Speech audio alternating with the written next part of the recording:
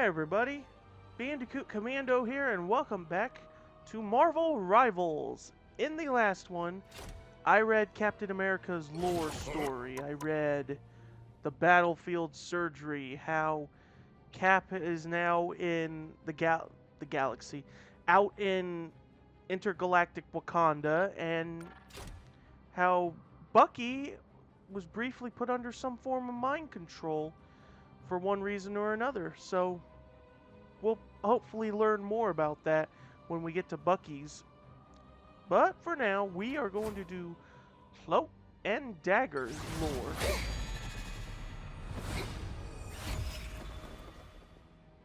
Tyrone Johnson and Tandy Bowen. Tyrone and Tandy are nearly inseparable, like two sides of the same coin. Intertwined by forces of shadow and light, Cloak and Dagger fight as a united front, dealing havoc and healing allies across the arena. Yeah, I don't have any of their skins yet. When teenage runaways Tandy Bowen and Tyrone Johnson were exposed to an experimental drug against their will, they unexpectedly gained extraordinary powers. Tandy generates piercing blades of pure, healing light, while Ty can teleport himself and others through the Dark Force dimension. Together, they illuminate New York's deepest shadows as Cloak and Dagger. The time stream entanglement struck while Cloak and Dagger were traversing the Dark Force dimension. The pair emerged to find New York under the control of Dracula. They soon joined the heroic resistance against fighting against the Empire of Eternal Night. Here's their lore story here. A brief farewell. The back alleys of New York City had never been safe. Back when Tyrone Johnson and Tandy Bowen were just teenage runaways, they'd found themselves fighting to survive the cruel realities of living on the streets. When they gained their superpowers, becoming the crime-fighting duo known as Cloak and Dagger, they vowed to shed a little light and darkness on the most dangerous corners of the city so that no one else would ever have to live in fear again. But now, fear had taken over, not just in the alleys, but across the entire island of Manhattan. Dracula, the lord of the vampires, had come to town and had somehow managed to lock the Big Apple in a state of eternal night. His blood-sucking minions were on a rampage, and there were only a few heroes left to protect the innocent citizens of NYC from being involuntarily drafted into the vampire army ranks. "Watch out, Ty!" Dagger yelled. "On your left." "I see them, Tandy," Cloak replied, turning to face three vampires that were rushing toward him, their teeth bared in a bloodthirsty frenzy. Cloak opened his billowing cape, revealing the pure darkness shrouded within. "Chew on this, boys," Cloak said, as three ebony tendrils reached out from the void and ensnared the unsuspecting vamps. They struggled to break free, but to no avail. The vampires were pulled into the living portal to the Dark Force dimension. That was where Cloak's body should have been. As they disappeared into the pitch black, Cloak smiled, knowing what went in rarely came back out. "You let them off easy again," Dagger said, her voice echoing in Cloak's mind. "You do know vampires thrive in the dark, right?" "Sorry," Cloak said, growing annoyed by Dagger's constant critiquing. "Fresh out of the light. Maybe if you were here, you could have finished them off like you do. But tonight's my night, remember?" "Yeah," Dagger replied, with a deep sadness that Cloak could feel in his own soul. "How could I forget?" Cloak breathed a heavy sigh. His partner wasn't the only one who was struggling with their current status quo. Shortly before the creatures of the night had seized the city, Cloak and Dagger were on a routine mission busting some smugglers on the Lower East Side when the world turned upside down, or more accurately, in their case, inside out. Normally, a few petty criminals would never stood a chance against a pair of seasoned superheroes like Cloak and Dagger, but during the fight, something strange had happened. A burst of light appeared in the sky, brighter than anything Dagger had ever conjured up with her light force powers. As it washed over the city, Dagger instinctively leapt into Cloak's portal, and the two teleported away to safety as they have done countless times before. Cloak re-emerged shortly after, safe and sound, but when he opened the folds of his cape, Dagger didn't follow. Cloak feared that his partner had become lost in the Dark Force dimension, but those fears were quickly negated when he heard Tandy's voice in his head as clear as day. She was there with him, but at the same time, she wasn't. Cloak opened himself up again, straining with all his might as he tried to summon Dagger's physical form through the portal within him. Suddenly, pure beams of light force erupted from Cloak's body. He let out an anguished scream, and where he had just stood, Dagger had taken his place. But now, Cloak was gone, and yet he wasn't. If he had been thrusted back into the Dark Force dimension, he could have easily navigated his way back out, but this was something else entirely. It was as if Cloak was looking at the world through Dagger's eyes. Baffled by what had happened to them, Dagger sought out the help of a trusted friend, Reed Richards, the brilliant scientist and superhero known as Mr. Fantastic. Reed told them that the bright light they had seen in the sky was caused by a massive disruption to the fabric of space and time itself, an event that he was calling the time string entanglement. The cosmic disturbance had cascaded across multiple dimensions, leading to all sorts of unusual effects, such as causing some alternate realities to merge together into one. He summarized that since Cloak and Dagger happened to be traveling between dimensions together when the time stream entanglement struck their reality, they themselves had somehow become entangled with one another on a molecular level. Now they seem to exist in the same material space, and only one of them can occupy it at any given time. Curiously, even when one of them was physically absent, their consciousness remained fully present within the mind of their predominant partner. Reed ran a number of tests in hopes of finding a solution to the duo's dilemma, but nothing seemed to work. He promised the young heroes he wouldn't give up, but for now, they would have to make the best of their new situation. Cloak mused that Dagger had always been the angel on his shoulder over the many years they had been partners. The fact that she was now quite literally a voice inside of his head, and nothing more, was going to take some time to get used to. Unfortunately, even more change was on the horizon than he had initially realized. When the vampires took control of Manhattan, the heroes tried to go about business as usual. At first, Dagger wanted nothing more than to use her light force energy to heal those who had been infected by Dracula's curse. Meanwhile, Cloak wasn't nearly as forgiving to the sinister creatures that had overrun his city. But as time went on, Dagger became more aggressive in her attacks against the vampires, while Cloak had a tendency to show more mercy to the poor people who had fallen under Dracula's sway. Their traditional roles were reversing, giving Cloak reason for concern. To make matters worse, there was a rift growing between their fellow heroes as well. Reed Richards was determined to cure the city of Dracula's curse with as little collateral damage as possible.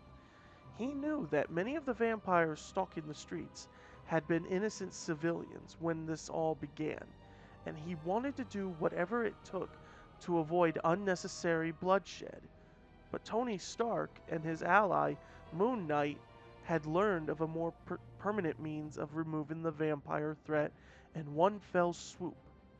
Cloak could feel that Dagger was beginning to lean towards that more extreme option, and it scared him to see her once unwavering light beginning to flicker. Tandy, Cloak said, finally working up the courage to confront his partner about her descent toward the darkness. We've got to talk. No, Dagger replied. We've got to fight. We don't have the time to worry about feelings, Ty. This is war. When are you going to finally man up and act like it? Cloak paused, trying to keep his temper in check. He had known Tanny for so long, but it was almost like he didn't know her at all anymore. Was this his fault, he wondered? Could her shift in demeanor have been caused by prolonged exposure to the dark force energies that Cloak himself had barely learned to control, even after all these years? Dagger's light had always been the force that guided them. What if it was finally snuffed out, and he was to blame? Cloak's concerns would have to wait. He had just received a message from Reed Richards, asking him to come back to the Baxter building, which the heroes had been using as a stronghold since the vampiric invasion. In a blink, Cloak teleported away. Moments later, Dagger materialized in the Baxter building.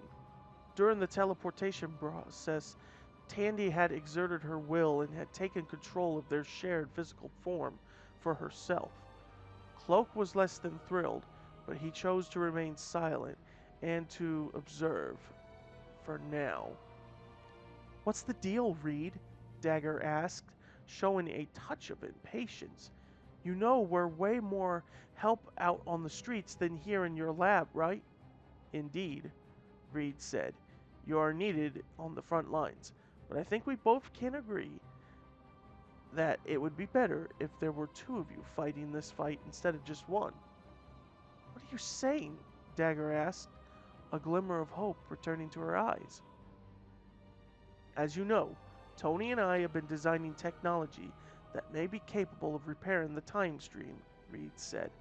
This time stream reintegration device could undo the damage caused by the time stream entanglement and restore this reality and countless others to its original state.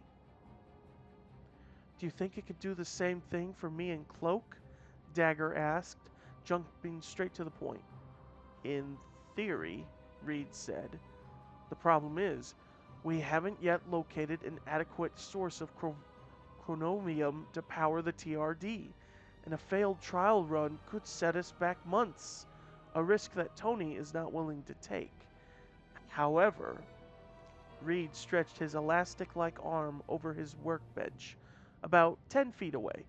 He grabbed hold of a small, high-tech device and retracted his limb back to its normal proportions.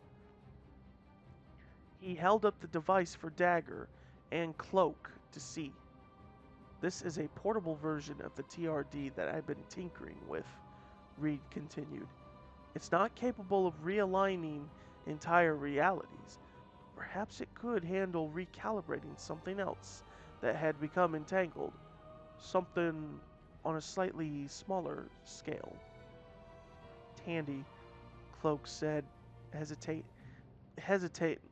hesitantly within the mind of his partner. I don't really want to be the guinea pig in another experiment. I think we should wait and... We're in, Dagger said, completely dismissing Cloak's concern. Good, Reed said, placing a small shard of chronomium crystal into the handheld device. Now, stay very still, and try not to scream too loud. Franklin and Valerie are sleeping upstairs.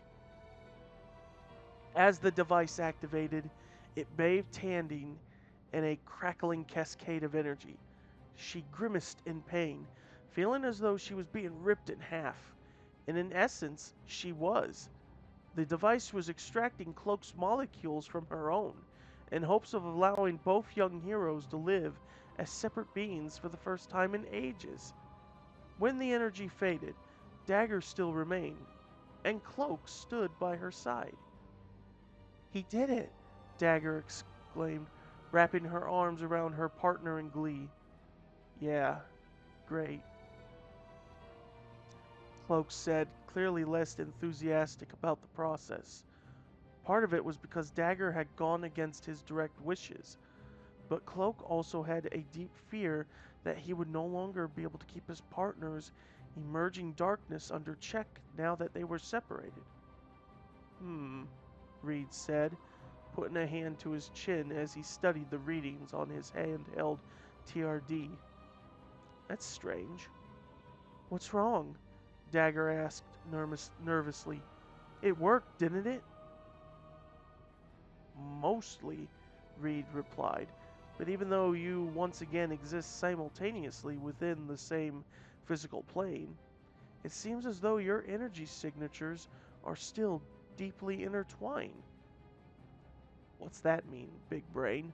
Cloak asked. It means the change may not be permanent, Reed said, dismayed. If you were to activate the same conditions that triggered the initial molecular fusion, I'm afraid you're more than likely to revert to your shared state.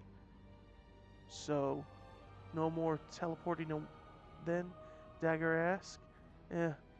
Works for me. But that's like my whole thing, Cloak replied. Not anymore, partner, Dagger said. You could do lots of other stuff with your dark force, right? Get creative. I guess I can figure something out, Cloak said, uncertain. Looks like you're going to have to figure it out much sooner than anticipated, Reed interrupted. Ben just reported in from his transport mission, and he says he located a cluster of vampires attacking some citizens near Battery Park. No sweat. We'll be there, and Cloak started to say, but then he paused as Dagger shot him a dirty look. He realized that they could no longer travel between locations in split seconds via the Dark Force dimension. Could we borrow a Fantastic car? Soon, Cloak and Dagger landed their borrowed vehicle on the southern tip of Manhattan. The two heroes stepped off and began to scout the area for any sign of vampires. Now this is more like it, Dagger said. Just like the old days. Yeah, Cloak agreed, except for that part. Dagger looked over at where Cloak was pointing to see a horde of vampires overtaking a ferry boat docked nearby. People must have been trying to use the ferry to get out of the city, Cloak said. Now they're gone and got themselves trapped on board. Those vamps eat 'em alive. We gotta help. Or, Dagger said, we can just hit the throttle, send the whole thing to Staten Island, and call it a night. Cloak looked over at Dagger in disbelief, uncertain whether his partner was joking or not. Either way, he wasn't amused. Instead of dignifying her comment with a response, he rushed toward the ferry to confront the vampires. Keep up, he called back to Dagger. She shook her head and followed Cloak into action. When they boarded the ferry, the pair kicked into full hero mode, picking off the vampires with ease. Dagger manifests short blades of pure light force that she mercilessly thrusted into the hearts of the vampires. Cloak uses dark force tendrils to grab hold of their fanged foes and hurl them overboard. As Cloak and Dagger fought side by side once more, they both began to remember how much they missed their partnership, and perhaps how much they had taken it for granted. Just when they were starting to finally find their rhythm, though, they reached the ferry's control room and were met by a harsh reality. Inside, there were several human passengers, all huddled together. A group of vampires had them surrounded and looked ready to feast. I got this, Dagger said, rushing towards the ship's bridge without hesitation. Careful, girl, Cloak said, grabbing a hold of Dagger's wrist for a moment to stop her from leaving.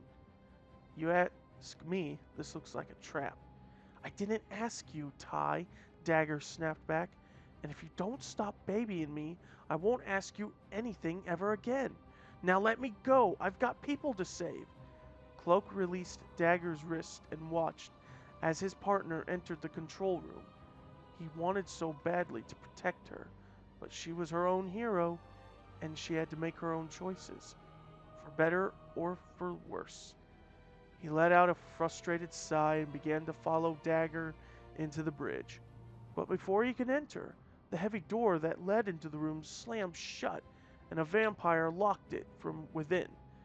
Just as Cloak had feared, the vamps had used the innocent passengers to lure the heroes in, and Dagger had taken the bait. There was no escape, no way out, except for one. I'm coming in, Tandy, Cloak yelled, the fabric of his cape beginning to ripple in an otherworldly breeze. No, don't do it, Dagger commanded. I can handle this. At first, it looked as though she was right. Tandy fought for her life, hurling her light daggers at the vampires with furious speed, but there were just too many of them. Cloak could only watch through the window in horror as his partner found herself outnumbered, exhausted, and cornered along with the other terrified passengers in the bridge. You gave it your best, Cloak said, opening up his cape and tapping into the full power of the Dark Force dimension. Now it's my turn. You can't, Dagger yelled, desperately pushing back another hungry vampire. Remember what Reed said. I don't care what Reed said, Cloak snapped back. All I care about is you. Well, if you teleport, you're going to lose me, Dagger responded. And if I do nothing, I lose you too, Cloak said, knowing full well of the gravity of the choice he was about to make. Still, Cloak teleported into the room mere moments before the vampires could sink their teeth into Dagger's flesh. He quickly wrapped his arms around her as the fabric of his cape encircled the other passengers. In a blink, they were all gone. Moments later, Cloak appeared at the Baxter building in a flash of darkness. With him, he brought a small group of relieved strangers who had been snatched from death's door at the last second. But even though the innocent civilians had been saved, someone else had been lost along the way. Cloak looked around frantically. His heart dropped as his worst fears were confirmed. Don't worry, Ty, Dagger's voice said inside of his head. I'm still here, whether I like it or not. I'd rather have you mad than dead, Cloak responded, trying not to show his joy that some part of Tandy had survived the encounter. Then you got what you wanted, Dagger sighed. After a long pause, she added, Thanks, I guess. I know the darkness has taken its toll on you, Cloak said, but I'm always going to be here to lead you through it, just like you've always been there to guide me back to the light. That's why you and me are such a good team. We're a lot more than that, Dagger said, her tone softening for the first time in ages. Ty wished he could look into her eyes and say what was really in his heart. But at that moment, just hearing her voice was enough. It would have to be. With that, his cloak folded in on itself and he vanished from the Baxter building. He was heading back into the night, ready to take on the forces of darkness by himself. But never alone.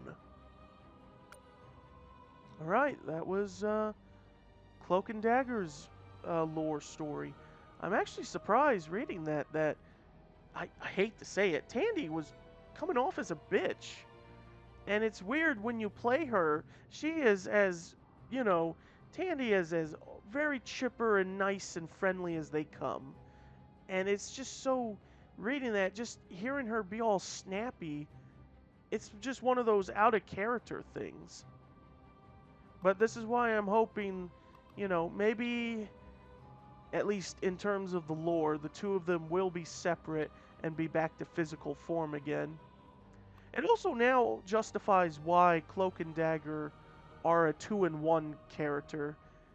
Because I remember when people were playing, they're like, this is how they work in the comics. And people are like, no, they're separate physical people. And this story at least explains how they ended up merged, I guess you could say. Well, that'll do for this episode of Marvel Rivals. I'm enjoying reading lore. I like reading. I like narrating. I like storytelling. Join me next time as we do Doctor Strange.